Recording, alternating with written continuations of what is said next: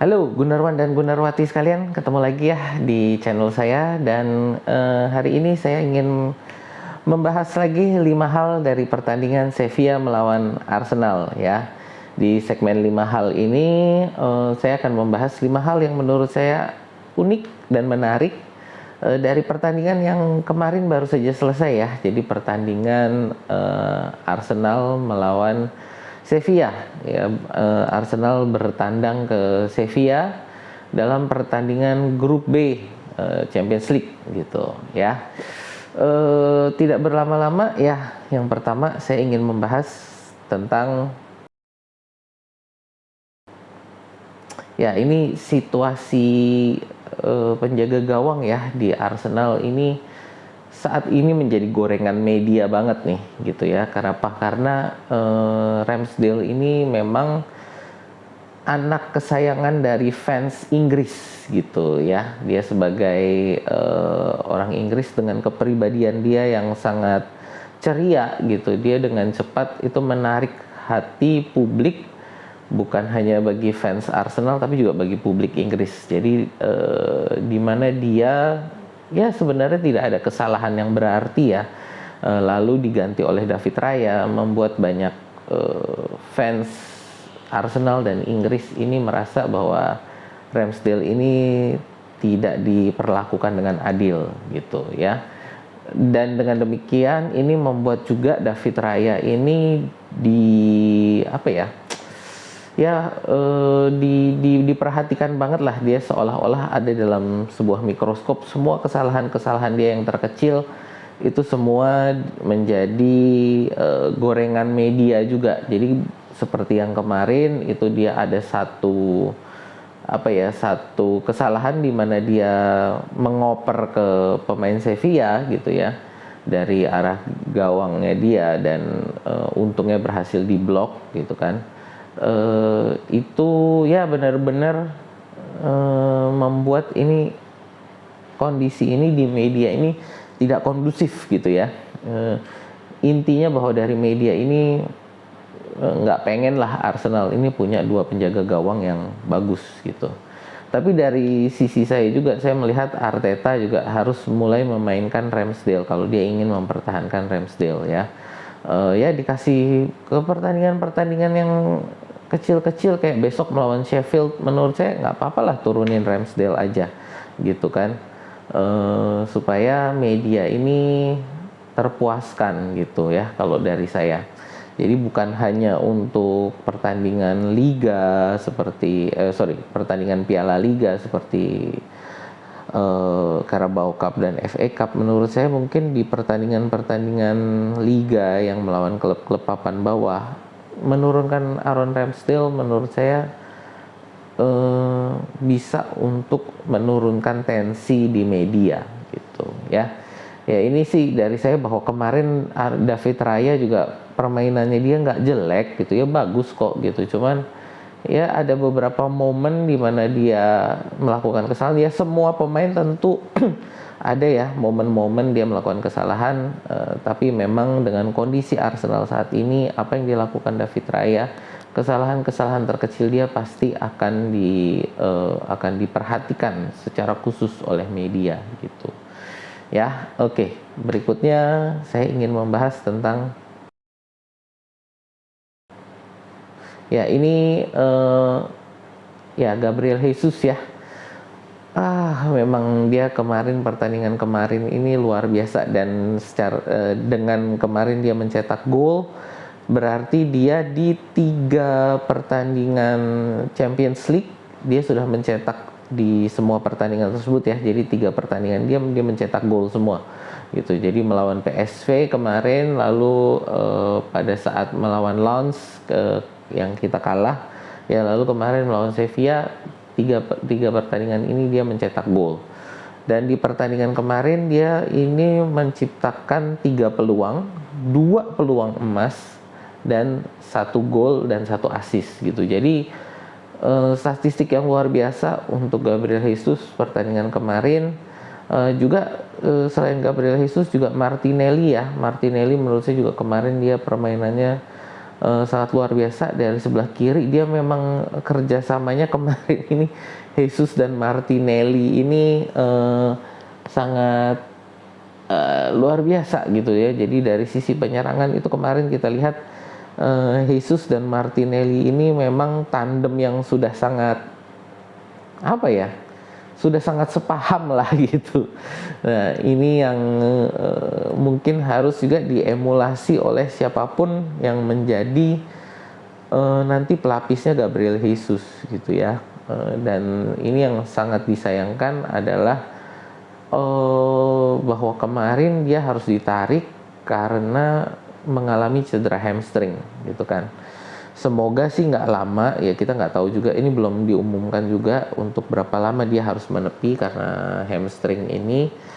Semoga nggak lama gitu ya, karena memang menurut saya Gabriel Jesus ini adalah striker yang memang sangat cocok sekali dengan skema yang diinginkan oleh Mikel Arteta. Sebagai false nine dia bisa bermain hold up play, bisa membuka ruang, bisa membagi bola kepada Martinelli atau Saka, jadi di kiri dan kanan, dan dia sendiri kalau ada kesempatan bisa memanfaatkan untuk mencetak gol gitu ya. Berbeda dengan Eddie Nketiah yang pintar untuk membuka ruang, pintar untuk mencari bola, tapi ketika ada kesempatan untuk dia mencetak gol, dia masih belum bisa memanfaatkan dengan baik gitu. Jadi makanya ini dari saya, semoga Gabriel Jesus ini cederanya nggak lama gitu ya, dan semoga kita juga bisa mencari pelapis bagi dia yang memang sepadan gitu. Berikutnya, nah ini saya ingin membahas kondisi Thomas Partey. Jadi ini ya kemarin dia nggak bermain gitu kan, tapi saya ingin membahas kenapa dia kemarin nggak bermain. Ya ternyata saya juga kaget kan kemarin ketika yang diturunkan sebagai starter itu adalah Jorginho gitu kan. Saya pertama loh ini kenapa kok yang diturunkan Jorginho, kenapa bukan Thomas Partey. Ternyata Partey cedera sebelum pertandingan gitu. Jadi ini kondisi Thomas Partey ini sudah kembali seperti musim 21-22 gitu ya, berbeda dengan musim kemarin 22-23 di mana dia bermain dengan sangat bagus dan bisa hadir di banyak pertandingan. Musim ini dia kembali seperti musim 21-22 di mana dia banyak sekali mengalami cedera gitu. Jadi Thomas Partey ini menurut saya mungkin sudah saatnya Januari besok untuk dilepas.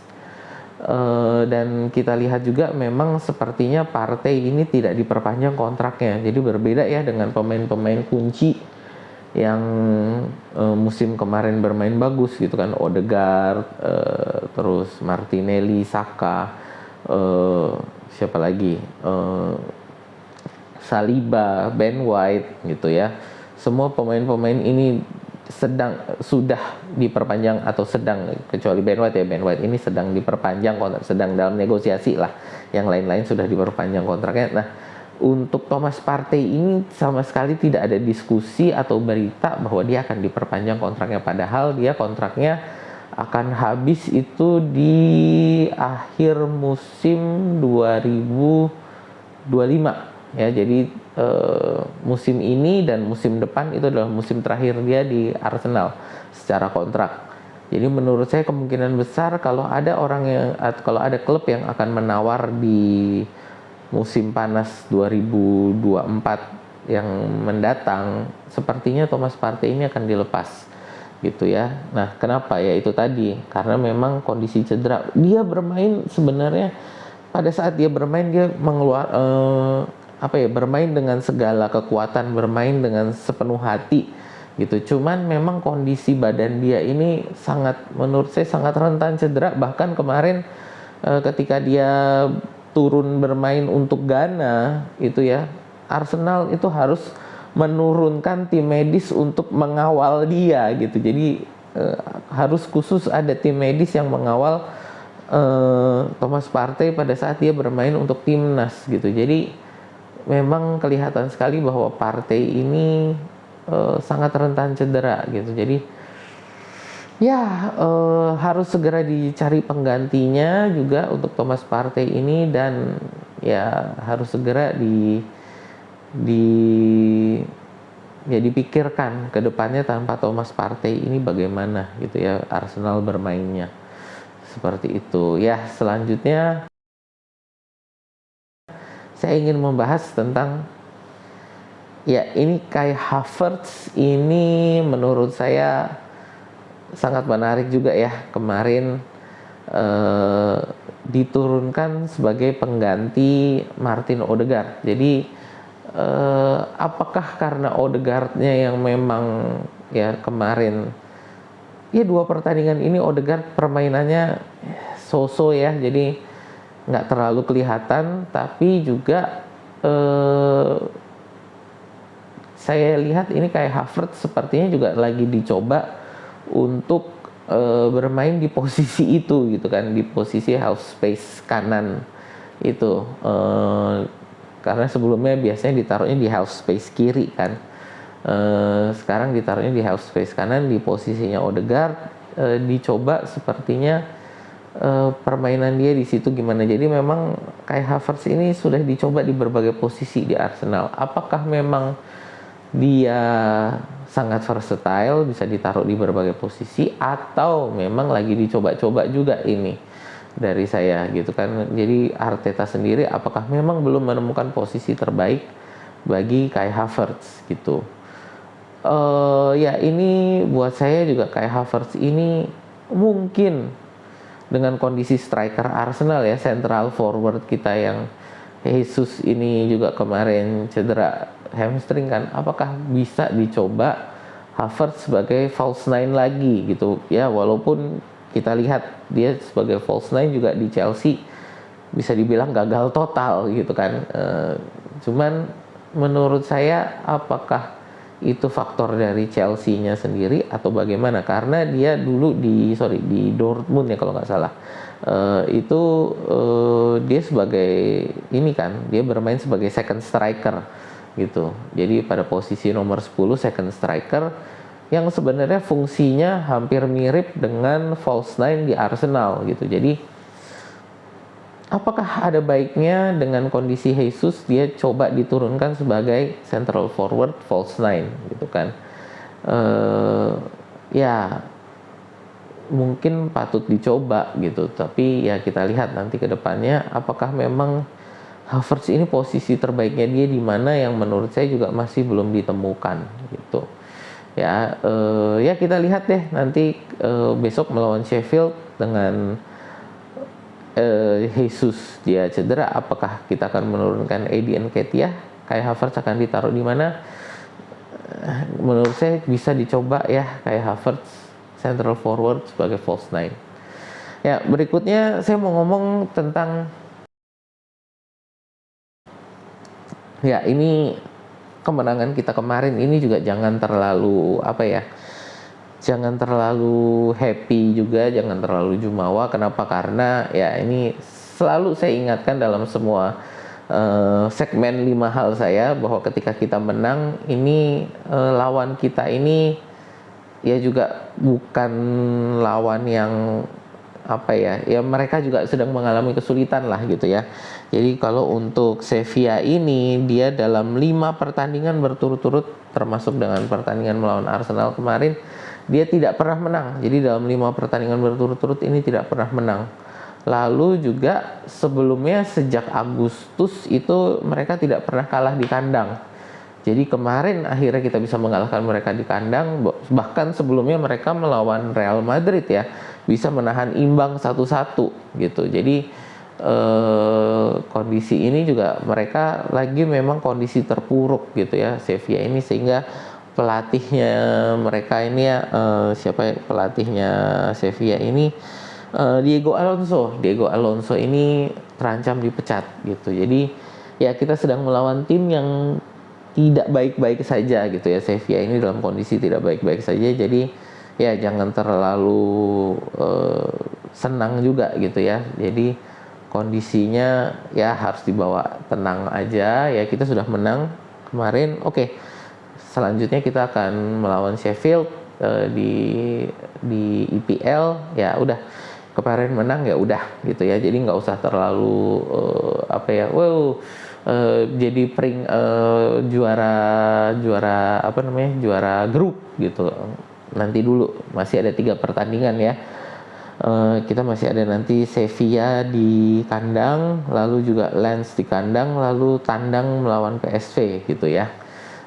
Ya masih panjang lah kita untuk di grup Liga Champions ini gitu.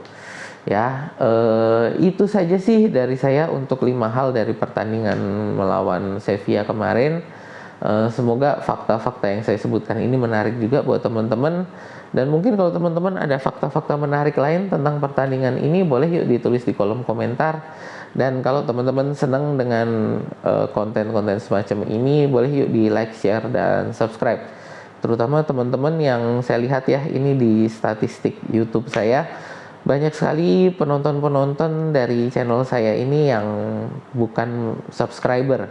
Ya, untuk teman-teman yang belum subscribe, boleh yuk di subscribe supaya bisa lebih sering mendapatkan konten-konten semacam ini.